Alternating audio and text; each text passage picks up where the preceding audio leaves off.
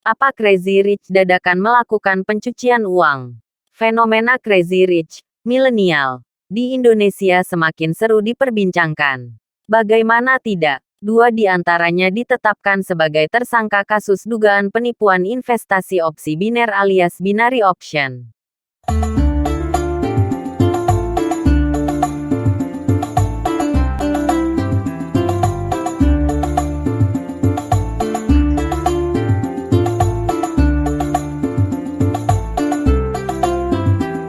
Apa Crazy Rich dadakan melakukan pencucian uang? Fenomena Crazy Rich milenial di Indonesia semakin seru diperbincangkan. Bagaimana tidak, dua di antaranya ditetapkan sebagai tersangka kasus dugaan penipuan investasi opsi biner alias binary option.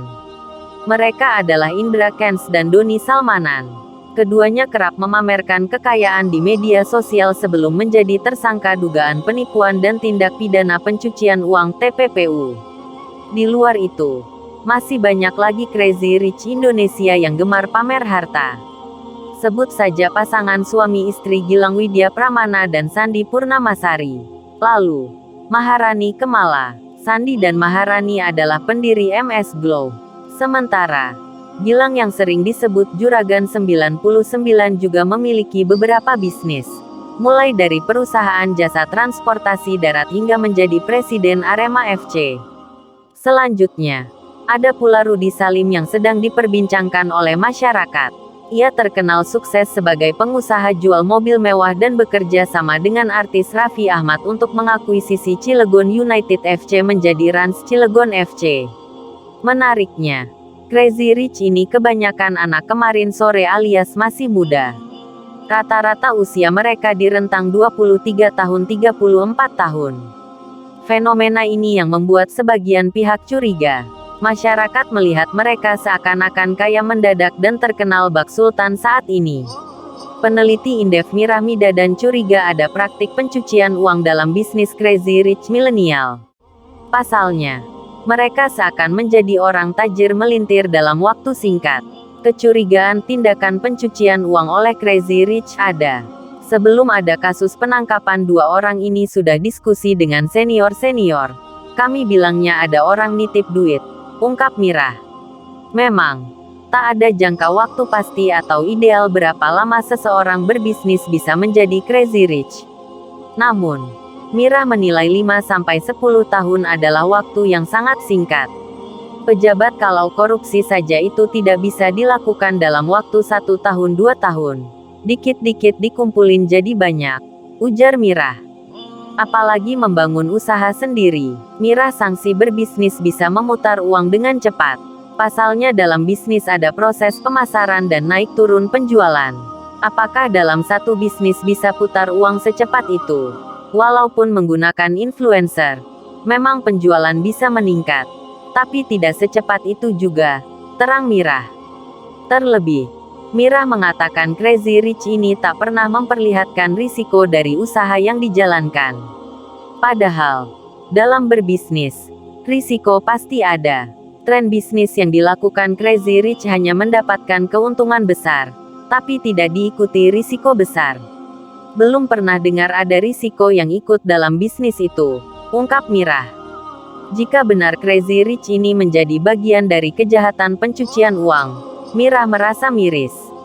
Pasalnya, para Crazy Rich itu ternyata tak sepenuhnya sadar kalau sedang dimanfaatkan oleh pihak-pihak tertentu.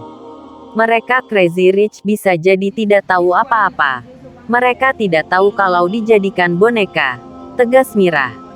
Meski begitu, kecurigaan pencucian uang di balik Crazy Rich Indonesia harus dibuktikan oleh Pusat Pelaporan dan Analisis Transaksi Keuangan (PPATK). PPATK yang punya akses untuk melacak, imbu Mirah. Selain itu, pihak Direktorat Jenderal Pajak (DJP) juga bisa mengecek potensi pencucian uang di masyarakat. Mirah mengatakan DJP dapat melihat total pajak penghasilan (PPH) yang dibayarkan oleh wajib pajak (WP), kemudian diukur dengan gaya hidup pemilik dari perusahaan tersebut. Dari PPH bisa lihat keuntungan perusahaan. Kalau PPH kecil, pendapatan perusahaan tidak sebesar gaya hidup mereka. Itu aneh. Pokoknya bisa dihitung dari PPh. Jelas Mirah. Senada.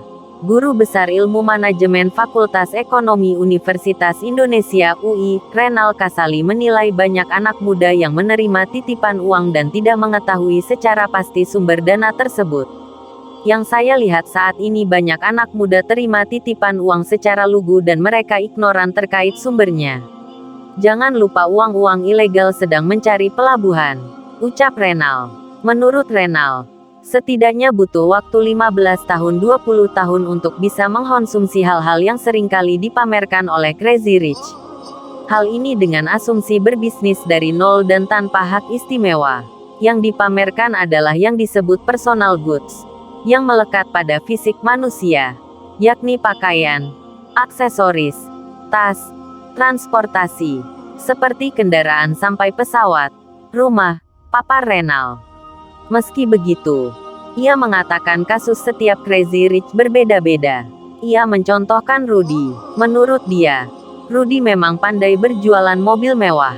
Bisnisnya jelas dan pintar bergaul dengan artis atau orang-orang yang suka pamer harta. Jadi ini Rudy jadi Crazy Rich banyak wajarnya. Karena barangnya real dan tidak konsumtif. Yang lain harus dilihat kasus per kasus.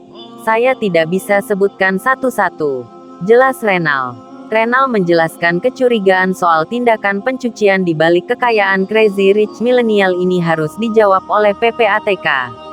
Kepala PPATK Ivan Yustiavandana mengaku pihaknya terus memantau aliran dana dari Crazy Rich Indonesia.